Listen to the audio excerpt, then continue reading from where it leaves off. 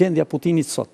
Unë nuk e lexoj si të qetë, pavarësisht se ai komportohet shumë mirë dhe e jep idenë që nuk është i qetë.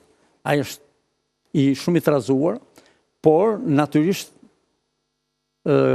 po maturon një reagim, sepse është turpruese goditja që ka bërë Ukraina për të, dhe ai ka nisur me Këshillin e Sigurimit, takimet, natyrisht atje ka nxjerrë konkluzionet e vet ai, por nuk mund të bëjë veprime të mëdha dhe reprezalje të mëdha. Çfarë kanë Ukraina si tani që doganjerët e vet, shërbimet e veta inteligjente brenda territorit me diplomacinë ndërkombëtare. Hyn ato kamionët 4300 km në thellësi, edhe thonë po shesim shtëpia, kështu daça prej druri, hapet kapaku i kamion, hapet ai dhe dalin dronët.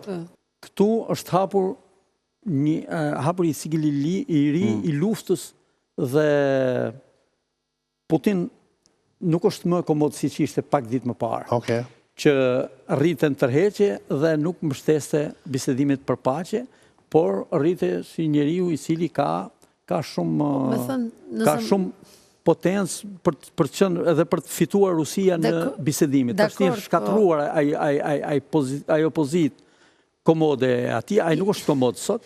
Ai sot është një gjendje, edhe Rusia vetë. Nuk jam shumë dakord se të marri presidenti i Shtetit Bashkuar të Amerikës telefon dhe të thotë ti bjeri, po në një fjalë, mos i bi kaq fort, do të thotë që mbase edhe kaq jo komod nuk është. Unë them duhet diskutohet pak për te asaj që është formale. Ajo që është formale nuk shpreh tamam. Jo, formale lexohet për te rreshtave. Sepse nuk më duket kaq e thjeshtë situata për të thënë Putini nuk është komod, Putini ka jo fare. Ai ka vënë kushtet e veta. Problemi është rrezikshmëria e hakmarrjes është e tillë që mund të bëjë një efekt tabula rasa dhe atëherë do të kemi një konflikt shumë herë më të madh. Mendoj që rrezikshmëria në gjithë histori është nëse hakmarra do të jetë me efekt tabula rasa, a do të ndërhy pikë çuditse NATO? Komunikimi rrafshim total. Ground zero. A do të ndërhy pastaj Francë, Gjermani, Angli, 3 shere, le të themi ky pakti i hekur i ri, nëse do ta quaja në rivizitim të kohës moderne që jetojmë. Për mua ky është problemi më i madh. Nuk është ajo që shifet.